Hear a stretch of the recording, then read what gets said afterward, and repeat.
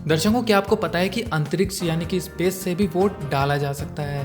दरअसल corona virus महामारी के चलते लोगों का जीने का अंदाज भी बदल चुका है और इस वायरस ने अमेरिका के राष्ट्रपति चुनाव को भी काफ़ी प्रभावित किया है। जहां अमेरिका के कई हिस्सों में काफ़ी ज़्यादा वोट परसेंटेज देखने को मिल रहे हैं, वहीं कई लोगों ने कोरोना वायरस के डर से वोट डालने से दूरी बनाई है।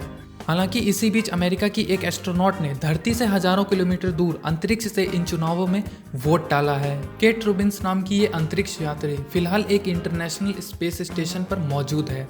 नेशनल एरोनॉटिक्स स्पेस एडमिनिस्ट्रेशन यानी कि नासा के साथ बातचीत में केट ने इस प्रक्रिया के बारे में भी बताया। उन्होंने बताया कि प्रक्रिया कुछ हद तक ऐसी ही है जब कोई शख्स देश से बाहर होने पर भी वोट डालता है। उन्होंने बताया कि ये प्रोसेस शुरू हुआ था जब उन्होंने फेडरल पोस्ट कार्ड एप्लीकेशन को भरा था। ये एप्लीकेशन काफ़ी हद तक उसी एप्लीकेशन से मिलती जुलती है जिसमें आर्मी के लोग बाहर देश में होने पर भी वोट डालने के लिए एप्लीकेशन भरते हैं।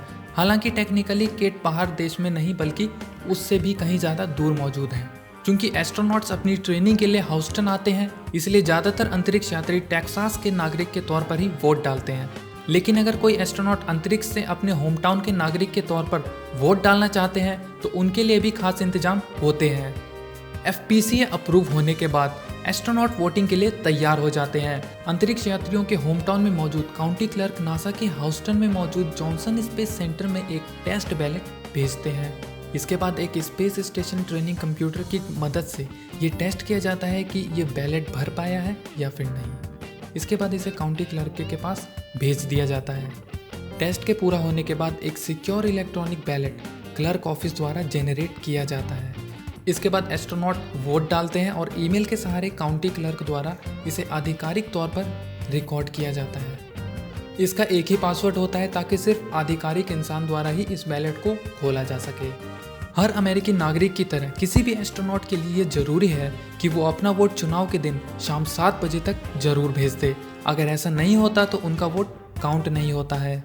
आपको बता दें कि पिछले 23 सालों से अमेरिका के लोगों के पास अंतरिक्ष से वोट डालने की सुविधा है। नासा के डेविड वुल्फ पहले ऐसे एस्ट्रोनॉट बने थे जिन्होंने रूस के स्पेस स्टेशन मीर से अपना वोट डाला था। इसके अलावा कई नासा के एस्ट्रोनॉट भी स्पेस से वोट डाल चुके हैं। वहीं केट ने दूसरी बार अंतरिक्ष से वोट दिया है। इससे पहले वे साल 2016 में भी अंतरिक्ष से ही वोट डाल चुकी हैं, जब डोनाल्ड ट्रंप पहली बार राष्ट्रपति पद के लिए चुने गए थे।